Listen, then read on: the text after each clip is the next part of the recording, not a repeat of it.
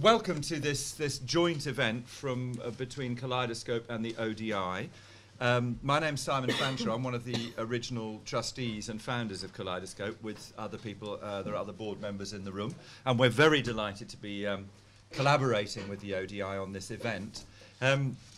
It's I guess in a way it's the rising issue, isn't it? I mean, it's the next big human rights discussion that we're having, really, and it's started to rise. You can see it even in the kind of grand political firmament, if you like, on the Clinton speech to the UN in Geneva some years back. You can see the massive levels of coverage that there's been over the period. And I take a view, I don't know whether you agree with this, but I take a view that actually, whilst the coverage appears to be incredibly negative, we would be wrong simply to take a negative message from it, because in many ways, in so many ways, the intolerant and the reactionary get more intolerant and more reactionary when faced with tolerance. And in many ways, what's happened in Uganda or India or Sri Lanka or in Trinidad and Tobago and all these places is actually a sign of greater visibility, finally, for lesbian and gay activists. So, you know, there's something to take out of it, I think, real heart. And so what we're going to do today is talk about the complexities of engaging with communities overseas, with activists overseas, and what happens when we engage with them from here, how we, if you like, we avoid the kind of don't colonize me twice problem.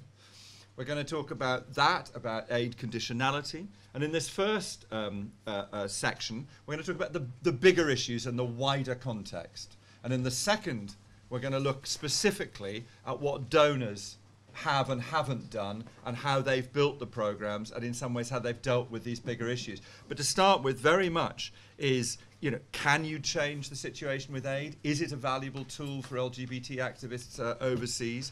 You know, how can you use it sensibly? You know, as I say, how do you deal with questions of conditionality and, if you like, the colonial sort of inheritance? And one last thing that I think I just want to put on the agenda, which I think is helpful as an understanding from Stonewall. I was very privileged to be one of the original 8 when we started Stonewall, and we started it with a sort of naive intention that things would be fabulous, and indeed they've turned out to be so, and that's very satisfying. But one of the things that's crucial, I think, about the campaigns that Stonewall won was that a defeat was always a kind of victory.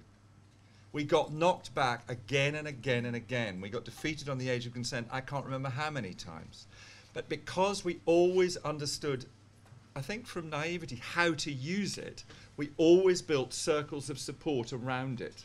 And that became incredibly important because when you had the defeat, we had still built momentum. And it's one of the great lessons, I think, that we can give to activists abroad, is that no matter how many times, and there will be many, many times when they'll be defeated, there's always the possibility, and it's why Kaleidoscope centres its activity on helping people to build that level of support in civic society, in religious networks, in the networks of the press, in all these places, so that when you have the big defeats, you've still built support around the basic tenets of the cause, the human rights issues, the economic issues, the issues of social exclusion and stigma. So just to leave you with that thought, because I hope we can have a discussion that's full of positivity and excitement today, rather than a feeling that we're fighting a difficult and losing battle, because I don't think we are. What's going to happen is that we've got the panel, but before the panel, Kevin's going to speak. Kevin Watkins is the, you know, he's the boss, basically. So, you know, if anything goes wrong technically, basically it's Kevin's fault, and that's important to understand that and know that his email address is open for those blame, you know, that kind of, and that ignominy. I think that's the thing. So dump it on Kevin. That's the main thing here. He's a brilliant leader of this organisation, though, by the way, and he's going to set a broader context. Kevin.